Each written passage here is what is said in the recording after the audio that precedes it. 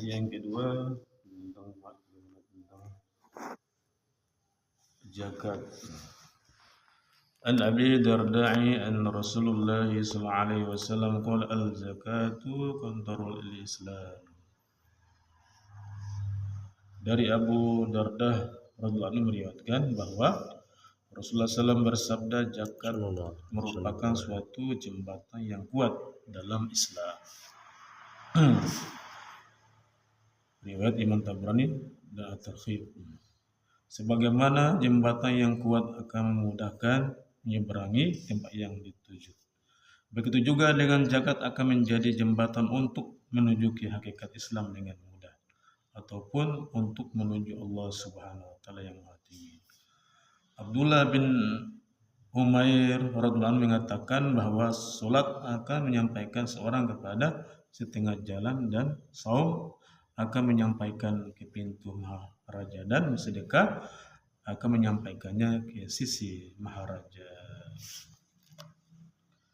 Persamaan yang halus lagi jelas antara zakat dengan jembatan dapat diketahui dari perkataan Syekh Baqi rahmatullahi yang merupakan salah seorang sufi dan masyayikh yang terkenal. Ia berkata, aku telah mencari 5 hal dan menemukannya pada 5 tempat, yaitu keberkahan rezeki pada salat duha, cahaya di dalam kubur pada salat tahajud, jawaban pertanyaan munkar dan nakir pada tilawat Al-Quran atau membaca Al-Quran, melewati sirat dengan saum dan sedekah, dan naungan arsy dengan bersunyi diri atau menangis di tengah malam pada bersunyi diri. An Jabir radhiyallahu anhu qala rajulin ya Rasulullah sallallahu alaihi wasallam ara'aita inna adza rajulu zakata malihi faqala Rasulullah sallallahu alaihi wasallam man adda zakata mali faqad habba anhu syatazu.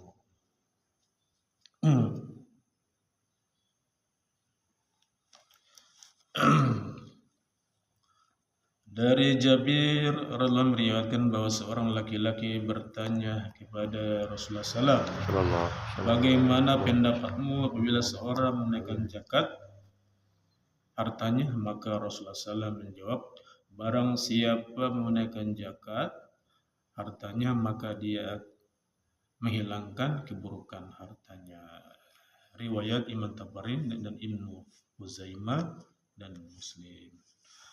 An Jabir radhiyallahu anhu qala rajulun ya Rasulullah ara'aita in adza rajulu zakata mali faqala Rasulullah sallallahu alaihi wasallam ma adza zakata mali faqad habba anhu syarruhu.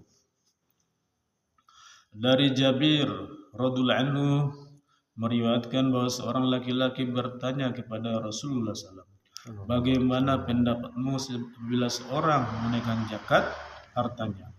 Maka Rasulullah SAW menjawab, barang siapa menunaikan zakat hartanya, maka dia menghilangkan keburukan hartanya. Riwayat Imam Tabrani, Imam Ibnu Huzaimah dan Imam Muslim dalam Targhib. Dinyatakan dalam sebagian riwayat bahwa dengan menunaikan zakat kita telah menghilangkan atau menghapuskan keburukan harta yang kita miliki. Kitab Kanjul Umam. Biasanya harta menjadi asbab untuk sebagai keburukan, tetapi apabila zakatnya ditunaikan, maka ia akan selamat dari keburukan. Di akhirat harta itu mungkin akan terhindar dari azab. Di dunia pun harta itu dapat selamat. Pembahasannya mengenai hal ini akan menyusul di kemudian. Anil Hasani radhiyallahu anhu qala Rasulullah sallallahu alaihi wasallam hasinu amwalikum bil zakati wa da'u mardakum bis sadaqati wastaqbalu amwajal bala'i bil du'a wa tadarru. Dari Hasan yang berkata, Rasulullah SAW bersabda, lindungilah harta kamu dengan zakat, obatilah penyakitmu dengan sedekah, hadapilah ombak dan bala musibah dengan doa, dan tawazu kepada Allah Subhanahu wa taala. Riwayat Imam Tabrani, Baihaqi dalam kitab At-Targhib. Anil Hasan radhiyallahu anhu qala Rasulullah sallallahu alaihi wasallam hasinu amwalikum bil zakati wadu mardakum bil sadaqati wastaqbalu amwaju bil balai bil du'a wa tadarru'i. Dari Hasan Roya berkata bahwa Rasulullah SAW bersabda, lindungilah hartamu dengan zakat, obatilah penyakitmu dengan sedekah, dan hadapilah ombak dan bala musibah dengan doa dan tawazu kepada Allah Subhanahu wa taala. Riwayat Imam Tabrani dan Imam Baihaqi dalam kitab At-Targhib. Perkataan Hasanul berasal dari kata tahsim yang artinya membuat benteng pertahanan. Sebagaimana seorang dapat diamankan dalam benteng, maka demikian pula harta dapat diselamatkan dengan zakat, seolah-olah berada dalam benteng perlindungan. Dalam sebuah hadis diceritakan bahwa suatu ketika Rasulullah SAW berada di hatimin Masjidil Haram, seorang berbicara bahwa beberapa orang telah menderita kerugian karena ombak di laut telah menyanyutkan hartanya. Maka Rasulullah SAW bersabda bahwa harta yang dibinasakan baik di laut maupun di darat disebabkan zakatnya tidak ditunaikan. Jadi jagalah hartamu dengan menunaikan zakatnya. Obatilah penyakit-penyakitmu dengan sedekah.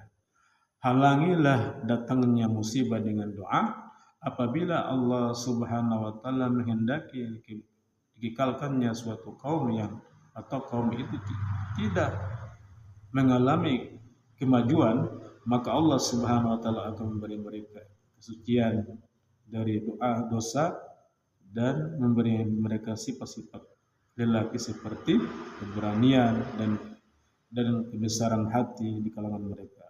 Sebaliknya apabila Allah Subhanahu wa taala menghendaki untuk menghancurkan suatu kaum, maka ditumbuhkanlah sifat khianat di kalangan mereka. Dalam kitab Kanzul Umam.